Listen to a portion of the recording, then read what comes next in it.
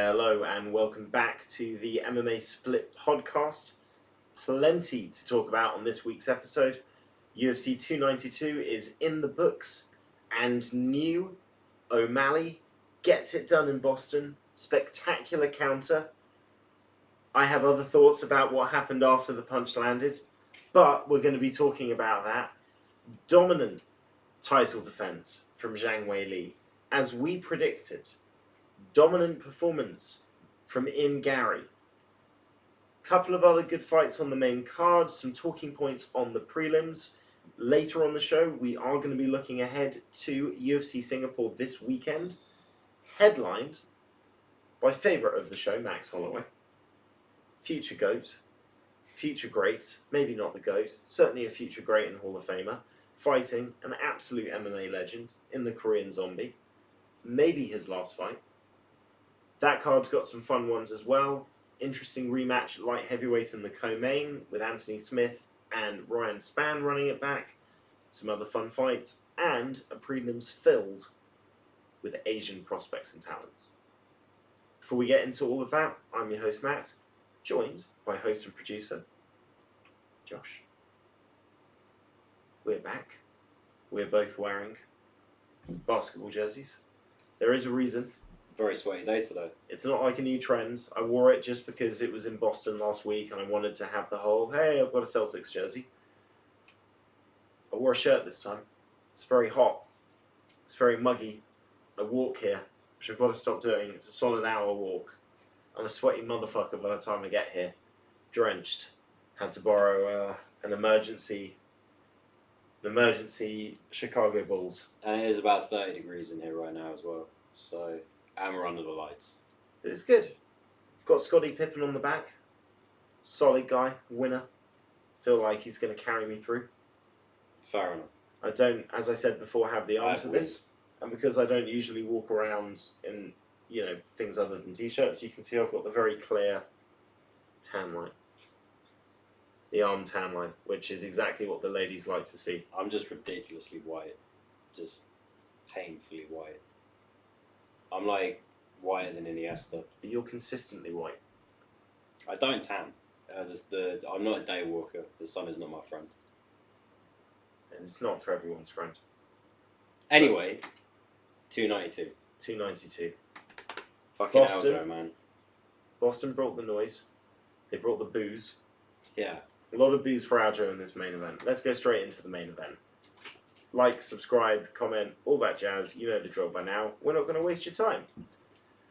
I was so sure Sterling was going to put on a clinic. He seemed to have a great weight cut. He seemed so confident. The intensity level at the weigh-in felt so similar to when he fought Corey Sandhagen, which is still arguably his best performance of his career. Yeah. Certainly when you see the body of work Sandhagen's done since. And it just looked like it was a good matchup. I thought O'Malley seemed very quiet. He didn't seem to handle the weigh-ins and the press conferences with a huge amount of confidence. We found out some information about why that might be, certainly after the fact. Yeah. We'll get into that. Even in the walkout, Aljo just seems like he'd got to this in state where the boos are like fuel to him. Like he seems to embrace this bad guy role. He seems so confident. Loves being the heel. I mean, got right up in the middle when they were doing the name call. And O'Malley met him as well, but it just felt like Aljo had the vibe. And that first round, very close. But we spoke about this. Aljo's got this ability to win rounds on the feet against guys who are considered better strikers, but he'll just do some awkward things, kicks up the middle, gets the kind of quasi takedown and grip at the end. And, that just about wins him the round. And Well, that's down in the dirty boxing. But it's like we said, if he does the kicks down the middle, backs him up to the cage, looks to spear him with those long takedown attempts, he's going to have success. I didn't like the way he was looking to turn into kicks. I think taking his eye off the prize was pretty stupid. That's not him, and you can't give O'Malley openings, which second round fucking did exactly what I didn't want him to do. Try to play around with him on the feet, overextended on a shot, and just all O'Malley has to do is just sort of step off, wide open for the right. It's a beautiful shot. I think Sterling felt like he had to apply pressure. His goal was to apply pressure. And he managed to get that grip and dirty box at the end. I think he thought, right, now I'm going to put the pressure on. And he just got careless, man. He got careless. Maybe he thought O'Malley was a little gun-shy under the pressure because of how the first round went. Well, I assume the game plan was to make him uncomfortable by staying on him as well. But I think there were better ways to do it. But he was effective in round one in making O'Malley. He did like come out looking fairly like confident and fluid, but he made it difficult for him to open up shots. Kept it long enough that he didn't have to bite on feints. Often you'd see him like not bite on a feint and then move, assuming that something was going to come behind the feint. But just they had a good game plan in principle.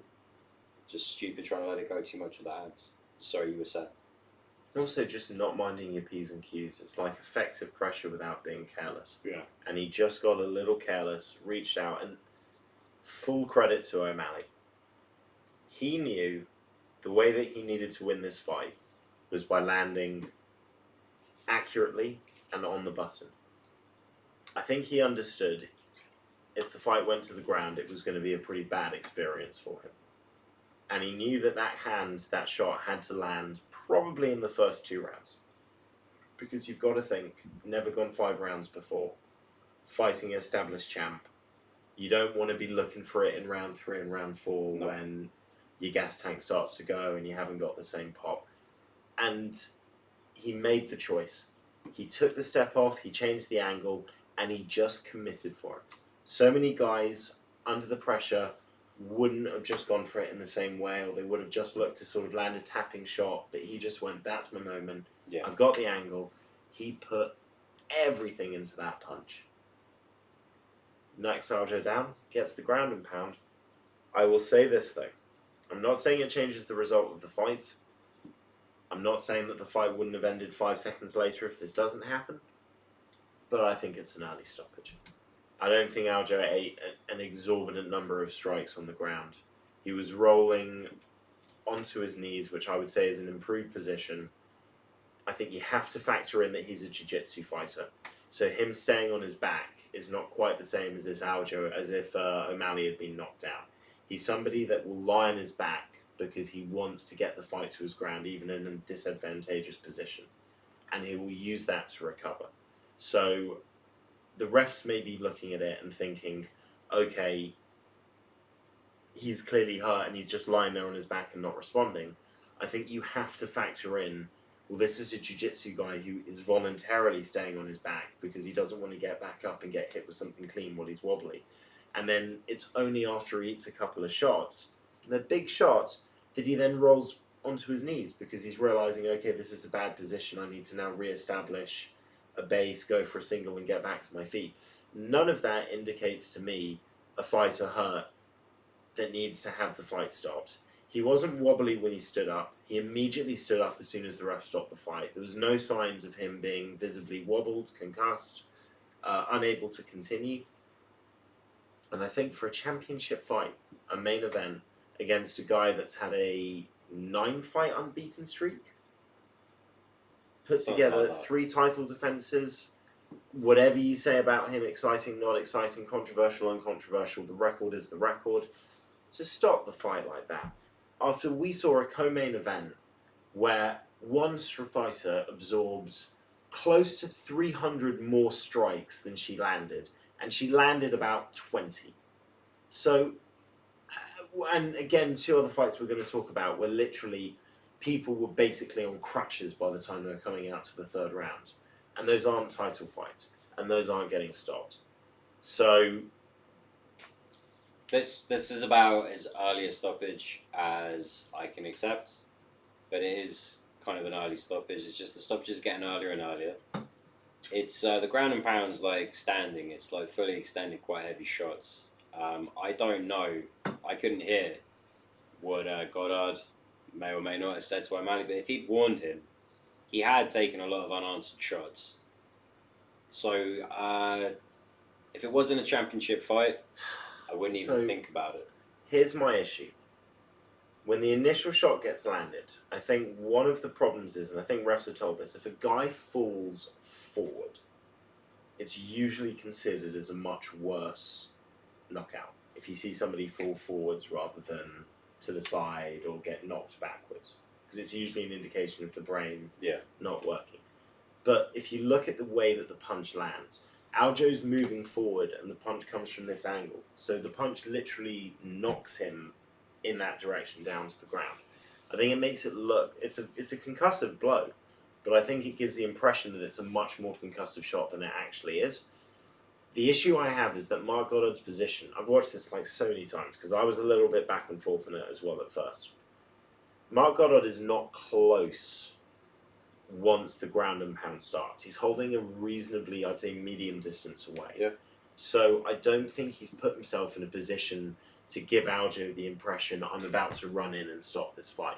And he's certainly not close enough to be able to shout things like, fight back, defend yourself, I need to see improvement of position. And Mark Goddard himself has spoken all about this. He said that he refs title fights differently, he always communicates with the guys, I need you to see this, I need you to see this, I understand what these guys are willing to do.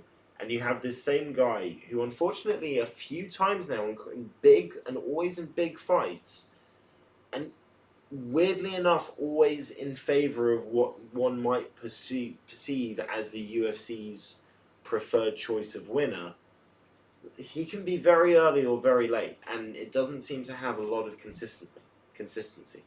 I see this with Herb Dean as well, and listen, the fight maybe goes on another 5 seconds.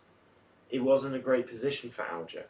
O'Malley was on top of him. There's no reason to think, even if Sterling doesn't get back to his feet, that O'Malley doesn't land another shot. But god damn it, man, in a title fight, we have to be able to see that. Some of the best fights we've ever seen have involved people being far more hurt than that and running it back. And I know that you get extreme versions like Frankie Edgar, and I'm not saying that that's the direction that we should go in. But like... Well, it is getting earlier and earlier, but like... you hit the nail on the head. What I want to see is consistency, not just like with refs themselves, but across like all the refs. I'm okay with like stoppages getting a bit earlier. If this wasn't a title fight, I don't know how much I'd really think about it. Like I said, it's like as early as I can willingly accept. And if he has been communicating to him like, you know, defend yourself, you're taking too much damage, or you're taking like unanswered shots, and then you know he kind of starts to count in his head and he's like, well, that was 5 more, I'm stopping the fight. Kind of okay with it. But we need the fucking consistency. It's also, the problem is that I feel like it can't be, there needs to be a bit more than that to call off a fight, because I'm not saying, it's this weird balance where I'm not saying Aljo wasn't hurt. It's not like, oh, the shot barely hit me and I just slipped, and then you know what I mean? Nobody's saying that. But it's this argument of, if you don't want to look like there's potential corruption, you can't have a situation where a fight might go on for 20 more strikes for one guy, but at the earliest opportunity for another, it's immediately called off. And I know that it's health, and these are all contextual situations. The referee has to make a split-second decision. I don't think this would be as much of an issue if we had a corner system and coaching system where people were more willing to throw towels in. Yeah. That's not going to happen until we change pay structure, so this is a whole different conversation. But for me, it was a shame. And none of this is O'Malley's fault. O'Malley did exactly what his job was. He executed the perfect counter. The referee pulled him off when he had done, according to him, sufficient enough damage. And guess what? We got a new bantamweight champion. We got a young guy that's apparently a superstar, even though he's already 28. He apparently is the big superstar that they need. I don't think so. He doesn't seem to get the big watching numbers. No, he's not John Jones. For me, I don't know. It depends on how you look at things. I don't think he's a star that's going to sell 1 million plus pay-per-views. Not unless there's a real reason to watch that fight. Like some other guy pops up that's also popular and you can sell it as some kind of super fight. But what I do think he is I think he's somebody that on the social media side, TikTok stuff, Instagram, His podcast. all this kind of stuff, his podcast, a younger audience that right now don't buy pay-per-views because they're not in that financial bracket.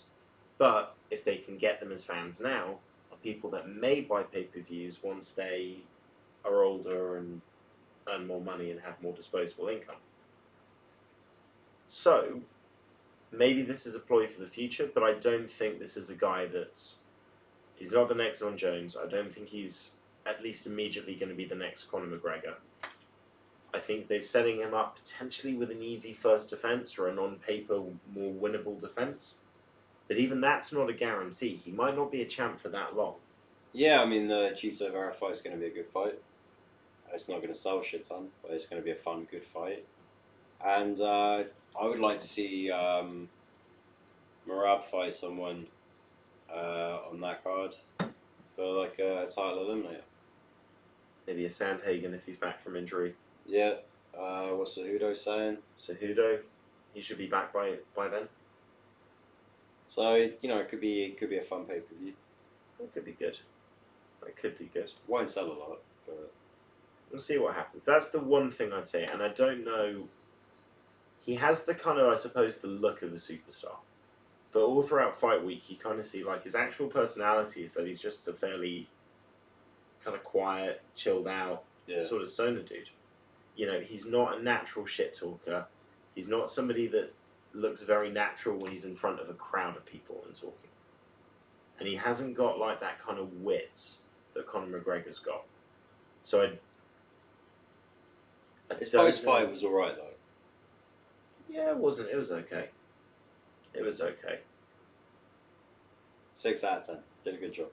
Hey, I think the UFC, what I can tell you is the UFC are going to enjoy marketing him as champ a lot more than they enjoyed marketing Sterling as champion. Yeah, and the guy's already looking to turn around fight in December, so didn't really take too much damage. Quickly on Sterling. What does he do? Because he's not going to get a rematch. Does he move to 45 and have to fight an Arnold Allen or some fucked up killer and probably 2 other people before they give him a shot? I mean, he's going to take the time to think about it, so I can't even begin to guess. But I think that moving up to featherweight isn't going to hurt and is worth exploring. I mean, isn't going to hurt his career. Is it going to hurt? It could hurt him. Hurt. It could hurt him It's extremely badly. There's some real killers at that division, and he hasn't got the same kind of reach advantage and length. I don't know how effective his style's going to be against some of these people. And these are guys with hands that like to get on the inside as well, so completely different. And some of these people have got fucking legendary takedown defense, man. I mean, Max Holloway, you are not getting Max Holloway down. Arnold Allen is a fucking nightmare to try and keep down on the ground. Volkanovski, not a goddamn chance in the world. Movsar Evloev probably is an equal wrestler to you, but just bigger and stronger. Not to mention Topuria, Josh Emmett, Calvin Cater. That is a nasty division, man. 135 is stacked, but I mean 145, as we'll touch on later, is a division of killers as well. Well, I think if he takes his time thinking about it, then Merab's going to get a title shot first. So, I think 45 is kind of the only option if he wants to do that. Otherwise, I think he's got one foot out the door. But also, if he wants to explore 45 and then come back down, if Merab doesn't win or something, he's still kind of got that option. Hasn't hurt his stock too much. It was a different weight class. Doesn't have the same kind of options as he did a week ago, though. No, that's for damn certain. And the reality is that his title reign is not going to be brilliantly remembered. And sometimes that's just the nature of things. There's an old expression in sports, which is that they won't remember what you did, they'll remember how you made them feel. And I think the problem for Aljo is he just didn't make people feel good. And that is a sad thing. Let's talk about a co-main event that can be described in many words. One-sided, unnecessary, uncompetitive, uneven, rape. It was brutal. It was pretty I was surprised rough. that Lemos saw out the fight, to be honest. This is one of those situations, though, where you start like thinking that there's a moral victory in getting to the end. And hey, maybe you can pull off a Leon Edwards and hang in there and find the perfect shot. But you've got to actually be willing to go out there and try and land the perfect shot. Yeah. And unfortunately, as I put my phone on silent, forgetting that was very bad form. Still the same way. You and I kind of felt like we saw this coming. Yeah. Everyone was talking about, oh, Lemos is so strong, this dangerous competitor. I was just like, I don't think she holds a candle to Zhang Weili. Zhang Weili was stronger, better on the ground, better defensively and offensively with jiu-jitsu. Striking, it didn't even come to striking. She didn't even allow Lemos the space to be able to even engage in a striking contest in any regard. And ridiculously more flexible when they did get into those grappling exchanges. You know, some of the positions she was able to force were ridiculous. Just a better athlete, more flexible, more dexterous, better understanding of weight and position. Just a perfect, well-rounded fighter that looks like the best in the division, defending a belt against a title contender coming off a 1-fight win streak. And this is the thing. Zhang Weili's last 5 fights before this.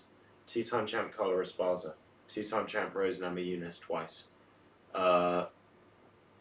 Highest number of title defenses, former champion in the division, Joanna Jędrzejczyk. Jessica Andrade. These are former champion.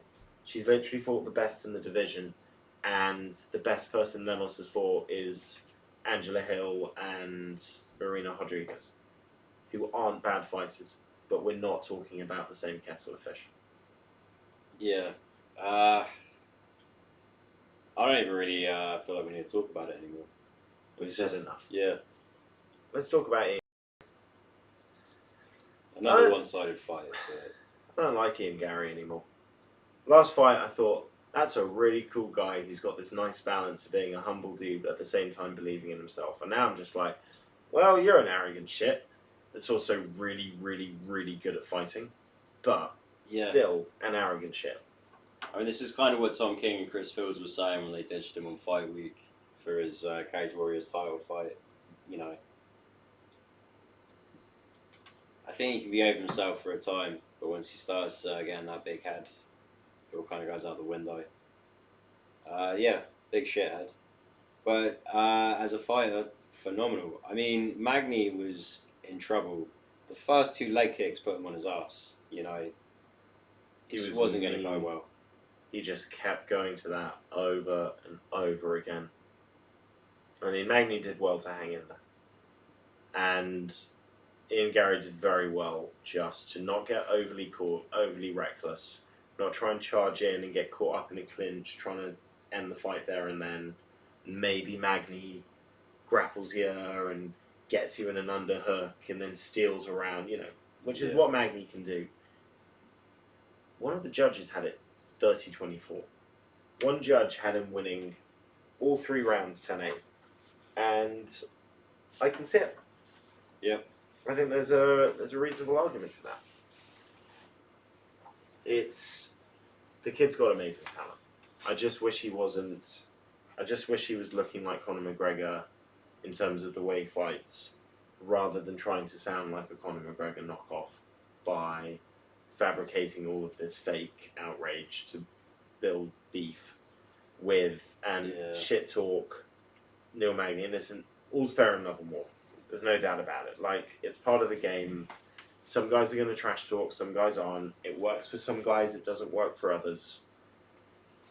After the fight, he gives him the middle finger.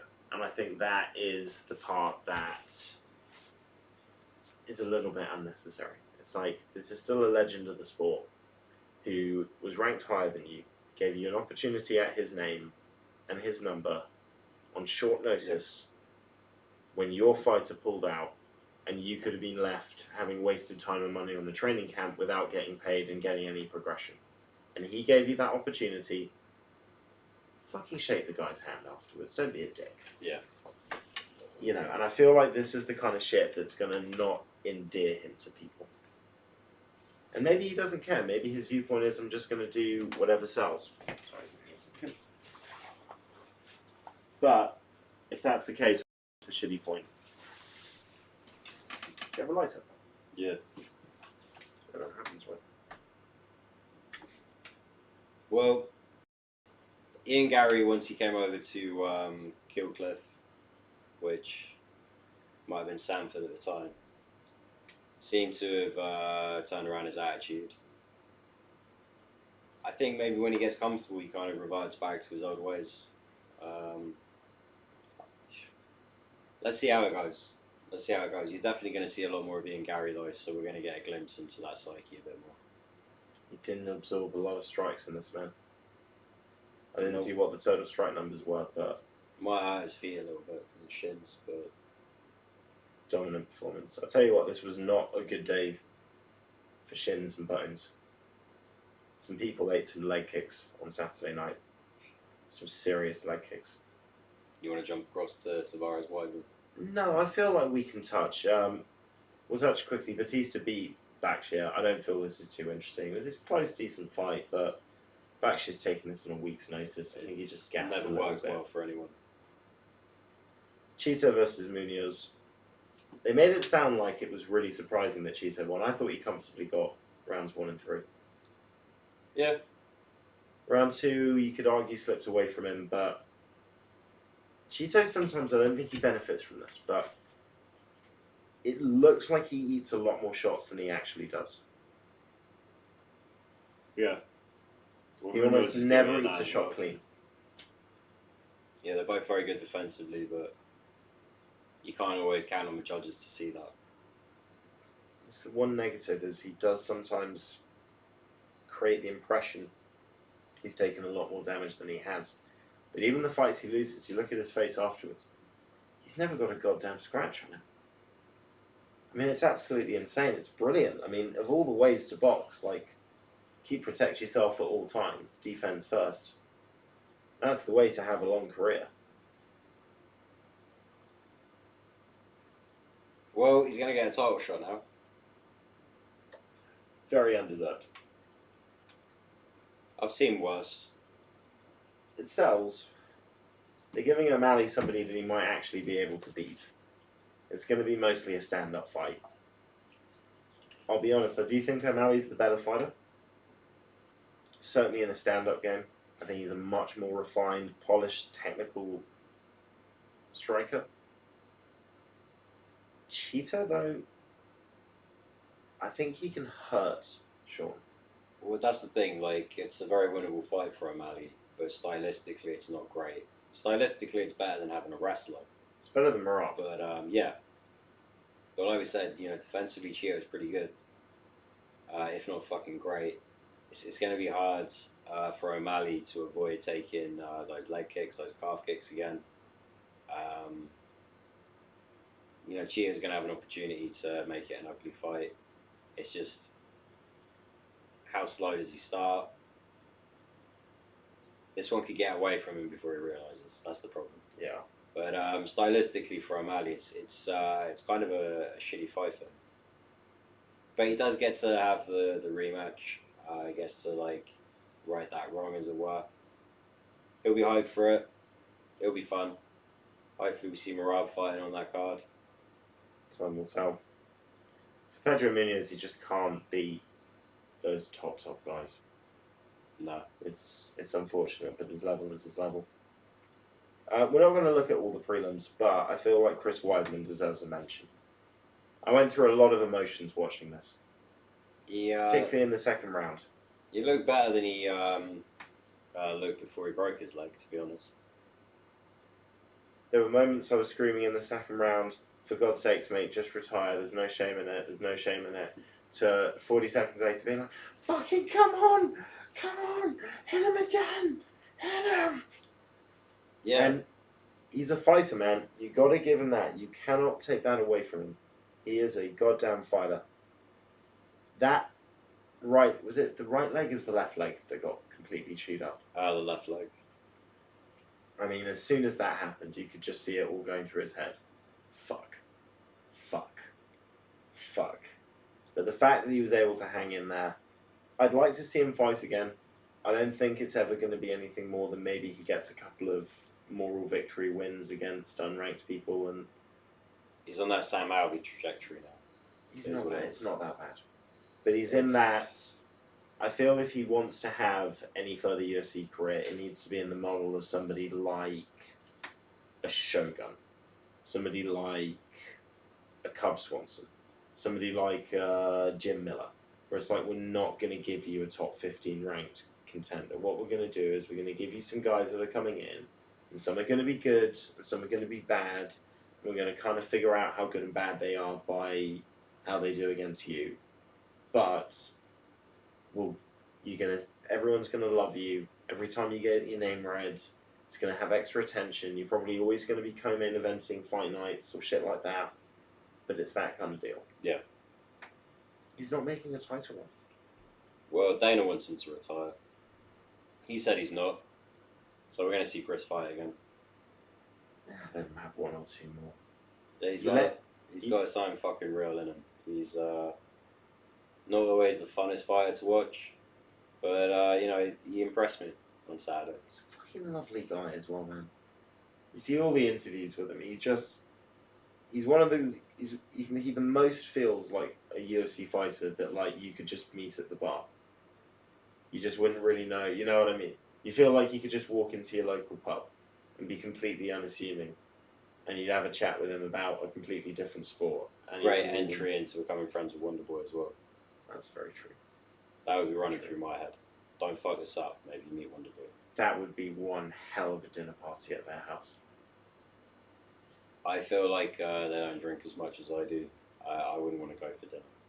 But I'd want to hang out with Wonderboy under other circumstances. Nice.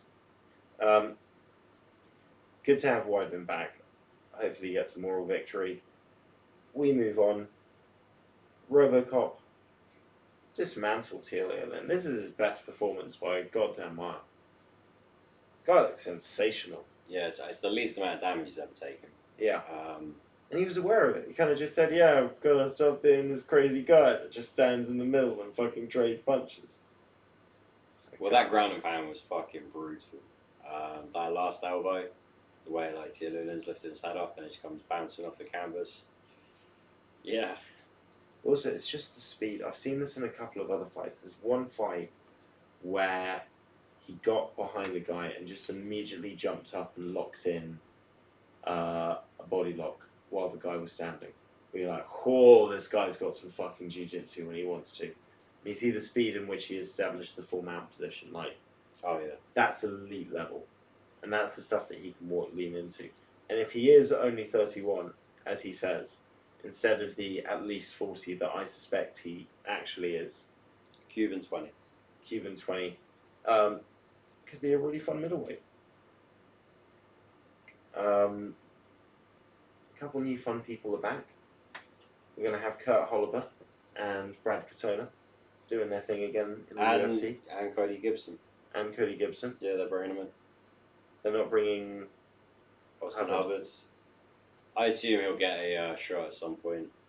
You know, like filling in, just coming in short notice, or... He won the first round against Kurt Holloway. Yeah. He just got caught in a fucking terrific transition. I mean, that was one of the best. That was probably the best grappling of the night. Yeah.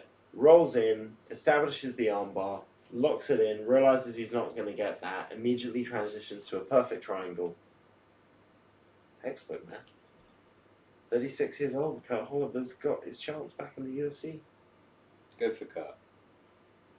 Brad Katona and Cody Gibson had a fucking amazing fight. Yeah, it was amazing that both their cardio and their chins held out, because that was just like an ugly like car park style brawl. That was fun. That was a lot of fun. Fight of the night. 100%. Yep. 100%. So actually, they both pocket an extra 50K. And they both get official contracts vis-a-vis similar to when Forrest Griffin and Stephen Bonner did their thing way back when. Both good fighters as well, man. I mean, I just thought technically, I thought Cody Gibson started really well. I thought Brad Katona was struggling with the height and range, but then he managed to do a great job of nullifying that and getting on the inside and landing heavy counters. And the speed and the minimal setup on those uppercuts as well. You know, Gibson hurt him and rocked him a fair few times. But Katona would not quit, stayed on him, fucking caught him.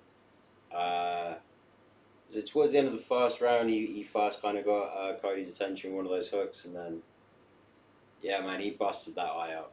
His eye was fucked. Yeah.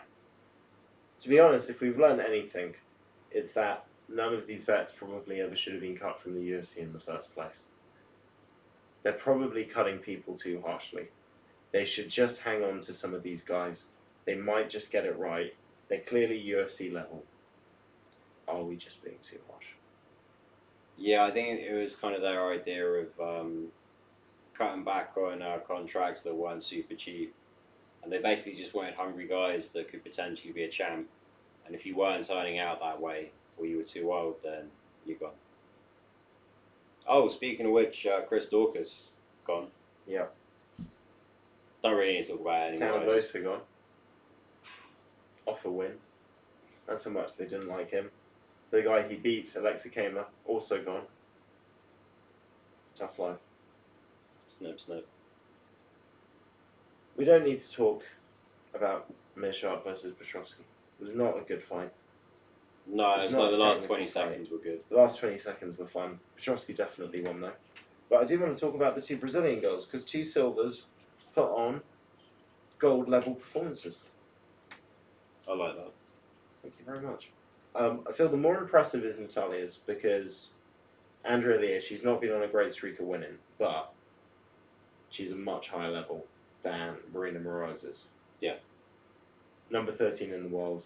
Actually a really big step up. Like, I was pretty confident Silva was going to win, and then I started kind of rationally thinking it like, Andrea Lee's really big for the weight class. She's really tall and rangy. This is a huge step up in quality from Batzler and fucking... But the speed. Yeah. But the speed. She was just too fast for Lee all night. I thought the way she stayed on her toes, fainting quite a lot. I was impressed that her cardio held out. The movement. 3 rounds. Obviously, she kind of slowed things down, but it was just a very intelligent way. And Well, she can get into a rhythm. And once she's in that rhythm, you can tell she's just very well versed at doing enough, winning the round, landing enough strikes, not putting yourself in danger, fighting at your own pace. And I thought it was very sensible. I thought she didn't take too many risks. I think first round, she maybe got a little careless after rocking Andrea Lee. And then she got caught with a couple of things, and she was like, okay, he's fighting a dangerous striker, don't be stupid here. But really, by about halfway through round 2, the movement, the feints, the speed, Andrea Lee just stopped throwing. Every time she did, it was out of range, or Silva was moving out of range. Every time she extended too far, she was getting hurt for it. She looked busted up by the end of this fight. yeah, it wasn't pretty. And then you cut to Karine Silva, completely different, just grappling domination. I can't believe this fight wasn't finished. What, Natalia Silva against Lee? Either of them. Didn't Karine Silva get the guillotine? Oh, she did as well. She may have. I'm pretty baked though, I might have. Let me double check. For some reason, I didn't think it was a finish. But I may be wrong. I think it was like second round. I will tell you. You're right. It was round 1. Oh! Sorry, I'm miles off. She tapped with 1 second left in the first round. Yeah, that was right. That's the one. But I mean, you got to tap. Sometimes you just can't pull out. Overall, I'd say it wasn't the best card. Not all the prelims were terrific. A lot of decisions. But, main event, spectacular knockout. I didn't bet. Had I bet, I would have got everything right apart from the main event. But I'm pretty sure I would have put all of my accumulators, including the main event. So I would have been fucked no matter what. So I can live with that. Yeah. Don't know. That was last week. This is this week. This week is Singapore. Starts at 11 o'clock in the morning, Spanish time. on I'll be Saturday. in Sicily. It will start at 12 o'clock in the I'll morning, have to find somewhere to sit. your time. Either way, Isn't Italy on the same time? I have no idea. Maybe not. I'm not sure. It Germany probably is. Yeah, probably is. Either way, it's a reasonable time. It's easy to watch. Does it conflict with the football? Maybe. But I can watch two things at once. That's manageable. I won't have that luxury, I don't think. Yeah, you might have to skip a first half. Oof. I know, tough days, tough days. Reasonable time, Figure it out. good card, main event's awesome. It is not competitive. It's Korean Zombie's last fight. It's in Singapore. He wanted Holloway. Holloway thought Zombie's the one guy from that generation I didn't fight. They're putting it together as a legacy fight. This could get brutal. Yeah, his coaches didn't want this fight. Max's coaches didn't want the fight for him. I still think it could be fun though. It might just be very much like the co-main last week, but maybe not. Maybe it is fun. Yeah, but Max's fights are brutal, man. If you're not at his level, he's a volume puncher that will just fucking annihilate you. Unless Korean Max Zombie realizes, does exactly what it says on the tin. Or gets knocked the fuck out trying. I'm in for it. I'm excited for it for no other reason than it's his last fight. And it's like, I feel like this is... Do you know what this is? This is two guys trying to tickle the boxes on a video game. What? Tickle the boxes? Tickle the boxes. Tickle You the trying- boxes. They're saying tickle the boxes, and I'm like, Tick that's a very niche reference I'm not getting. boxes. They're trying to just get 100% completion. Yeah. Korean Zombie's just like, I haven't got a Max Holloway on my record. Max is like, I haven't got a zombie on my record. So they're going to fight. In many ways, there's a lot of unnecessary fights, because the co-main event also feels very unnecessary. Because it's Anthony Smith versus Ryan Spann. We saw this fight 2 years ago. Yeah. Less than 2 years ago. And that wasn't competitive. And since then, neither of the guys have looked particularly good. I think Ryan Spann got that miracle knockout over Dominic Reyes, who I think might actually be forever done. Yeah. But then looked shit in his fight since. But, you know, you've kind of said that you think Smith shouldn't be fighting if he's not going to be checking leg kicks. How do you think this one's going to go? I think he can beat Ryan Spann. I hope he can beat Ryan Spann. I hope he can beat Ryan Spann. If he can't beat Ryan Spann, it's time to retire. But Yeah. Ryan Spann is not a man that is known for his leg kicks. No, but you got to believe as a professional, that's what he's going to be going for in this fight. He spent half of his UFC career saying he didn't train. I don't know how professional you can say this person is. I just feel like the training camp's going to have a lot of leg kicks involved. I would hope so. But I Pretty also damn kind of good. feel like, listen, if Anthony Smith can't beat Ryan Spann, the dream is over. And there is nothing wrong with that. He's got podcasts. I don't want to speak shit. It's not my role to say if somebody should retire or not. But in my opinion, it's not going to matter because he will win this fight. Who else have we got on this card? We've got some other fun ones. Yes, but I do need to look it up. I'm going to look and see what we have.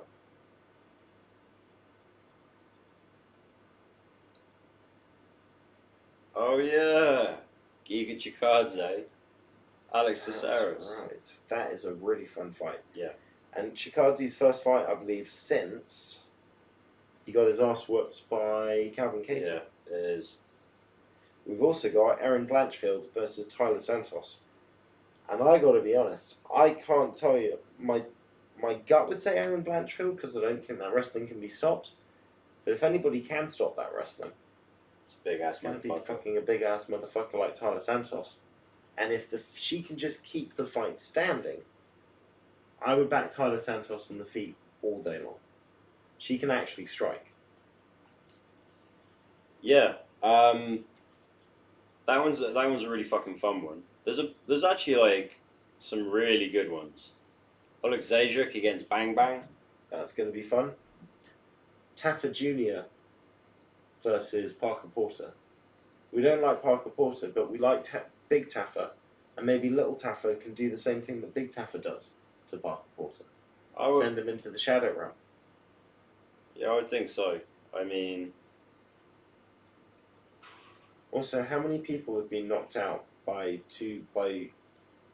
brothers? Like, who has a loss to two different brothers in their professional MMA career?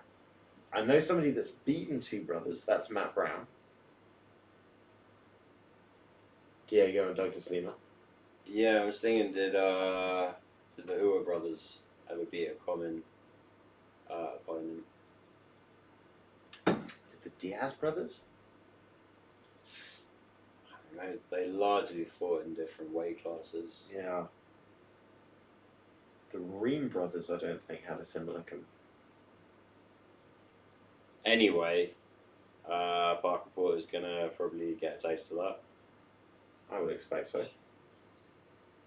And then the prelims is basically just, apart from Bang Bang and Lexic, you've pretty much got insert your up-and-coming Asian prospect fighter here. A couple of old favourites, Song Kinan. Win one for the home team. It's going to be fun, man. Yeah. Didn't know about that 11 o'clock start. That's lovely, though. That's a much nicer Saturday. Particularly ahead of my birthday weekend. Not having to stay up towards that and do some of my Sundays nice. People that think that we only exist in the podcast will assume that I'm not going to... Well, I'm not going to see you again before your birthday. Happy birthday, Matt. Thanks, man. I should look at you and say that, not the kind of happy birthday, Matt. Appreciate that, man. I hope you have a nice holiday. I will. While you're missing my birthday. Happens. And I don't think we do enough episodes a week for people to not think that we have other things going on. Yeah, that's true. Anyway, but bit of news to touch on. We'll do an episode next week. I'm back on Wednesday. We can make it work. Yeah. We'll figure it out. Bit of news to touch on. Not all good news. Some of it's steroid related. Mara Bueno Silva is probably facing a 6-month suspension for failing to declare or something popping up in her fight against her fight with Holly Holm. I don't know if this is all official. This is something I saw on MMA Mania. But, discussion point, does that mean that the fight against Holly Holm becomes a no contest? Yep, should do. So you have somebody that goes from exploding in as a potential new exciting contender in a weight class to all of a sudden being suspended for 6 months and not getting that as a win, getting that as a no contest. And now we've got nobody at bantamweight. Really, who's coming up that we haven't seen before that's exciting. Very unfortunate and not good. I'm sure, of course, she probably didn't know. Tainted supplements, all that crap. And apparently it's going to be a short suspension. So I don't know what that means. I don't know if that means 6 months or 3 months or whatever it is. But it kind of relates to the other bit of news we want to talk about, which is that drunken ramblings from Conor McGregor suggest he's probably not fighting Michael Chandler. He's certainly not fighting him in December. Yeah. And he might not want to fight again at all. Yeah, I mean, he's not a man who can take it as word, but he's definitely not fighting in December, in my opinion. I wouldn't be surprised if he never fought again, but then I said that about Colby Covington, so I'm not going to jinx it. Do we need to see him fight again? No, I know what I want to happen, but touch wood, I'm just not going to jinx it. Fuck that guy. You get to a certain point where it's very unlikely he's going to come back and be better. He's not like a John Jones, where there was like 10 years of dominance in the sport at the highest level. Yeah. And so there's multiple situations where he got suspended or had to go away for a period of time and then came back a year and a bit later and performed well.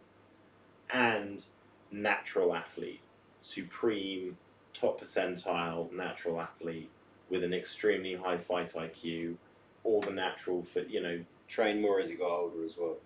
Yeah. Whereas as like the one person that watched the Ultimate Fighter, McGregor was getting out of breath just doing demos. So, And let's be honest as well, like, there are guys that have long reigns of dominance, and there are guys that put together an amazing run of form that takes them to a belt, where it's momentum and all the rest. And there's no doubt, featherweight Conor McGregor, if he could have consistently made that weight, probably could have defended that belt at least 2 or 3 times. You know, I would have backed him to maybe beat Max Holloway, even when Max Holloway was in that rich run of form. yeah, if he stayed training and he didn't go wayward, but Probably would have beaten a Frankie Edgar when that was going to be the next fight. So, the lightweight, not really looking like he's got a great record. Certainly his prime was short-lived. It's been a long time since he was at his best. A long time. We're talking 7 years now since he won the lightweight title. I think it's just a bit too long without good performances in between and a suggestion of unhealthy living. It's not going to happen. The problem is he can't let it go. There's a part of him that knows that he didn't make the most of his career when he could have. And that's a hard thing to deal with. And I think when he came back to fight Poirier those 2 times, I think in his mind he thought, I'm focused, I'm dedicated, I'm doing all the things that I should have done before. But it's just the game had already passed him by that point. He hadn't rounded certain skills out. He hadn't stayed sharp and on form. He wasn't quite the same guy. raging fucking cokehead. You know? If he was to fight again, and they put him against anyone other than, I'd say, Nate Diaz, I think he'd probably get smoked. The only exception would be, and this was the thing with the Chandler fight, was it was meant to be this idea of like, yeah, he could catch Chandler. Chandler's aggressive, he's not technical. Gasses out. Conor catches him down the middle and clean. Who's to say he doesn't knock him out? But it's pretty much a who lands first wins fight. Aside from that, I mean, Oliveira maybe. You can definitely clip Oliveira. But I don't think he'd survive on the ground for longer than 30 seconds with Oliveira on top of him. I don't think he beats Gaethje. I don't think he beats Dustin. And I don't think he beats any of the fucking wrestling prodigies. I don't think he beats Dan Hooker. I don't think he beats Michael Johnson. I think he beats Michael Johnson. Dude, I think you could beat Michael Johnson. MJ's due a win. So I think you could beat Michael Johnson. You just have to survive 4 minutes and he'll stop believing in himself enough that you can overtake him. Unless Michael Johnson comes on the podcast, in which case, sir, you are one of the finest we've ever seen. That's pretty much all we want to talk about, I think, today. Yeah. The time is 22:23. So I think we ran at a pretty solid pace, just under an hour. You're about to go on holiday. Yeah. I'm not going to go on holiday, but it's my birthday week. Happy birthday. And I've got some cool shit. I'm going to see my favourite band on Thursday at Razzmatazz. Is that No, Pablo España. who you said? King Gizzard and the Lizard Wizard. That was gonna be my guess, but I couldn't remember how to say the name properly. Yeah. Looking forward to that. And yeah, that's the weekend. We will be back next week, probably Thursday, I'd imagine. Yeah, Thursday. Thursday sounds good. So we'll be talking about everything that happened with UFC Singapore and looking ahead to UFC Paris.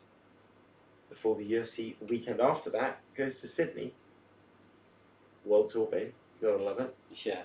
If you made it this far, thanks for watching. And if you made it this far, you definitely have to like the video. Like, it's just insane that you could watch us talk stone for an hour and then not like the video. That makes There's no a fan sense. on in the background, which I didn't realise until we were too far in to stop. Forgive us. We're You two know, men in we're our baby. 30s and we're wearing basketball jerseys on a podcast. I don't think presentation's been our strongest point today. Nah, probably not. Thanks for Toodles. watching, guys. Peace out.